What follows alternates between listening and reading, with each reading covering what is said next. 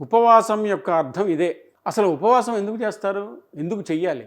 ఉప అంటే భగవంతుడికి దగ్గరగా, వాసము అంటే ఉండుట అని అర్థం. ఆ రోజు మంచినీళ్ళు తప్ప ఏదీ తినకపోవటం, భగవంతుడి నామస్మరణ చేయటం ఇంతే. అసలు ఎందుకు చేయాలి?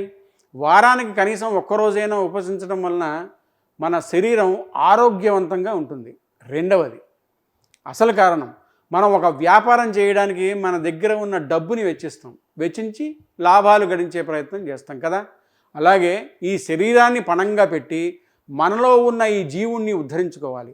ఉపవాసాల ద్వారా కావచ్చు, పుణ్యక్షేత్ర దర్శనంతో కావచ్చు, ధ్యాన మార్గంలో కావచ్చు, నిత్యం నామస్మరణ రూపంలో కావచ్చు. ఈ యుగంలో నామస్మరణకి మించిన ఆయుధం లేదు. మన శరీరాన్ని పణంగా పెట్టి కాస్తో కూస్తో పుణ్యం సంపాదించుకుని వచ్చే జన్మలో ఉన్నతమైన స్థితికి చేరుకోవాలని వీటిలో చెప్పిన ఒకటైన ఉపవాసం ఒక పరికరం అన్నమాట.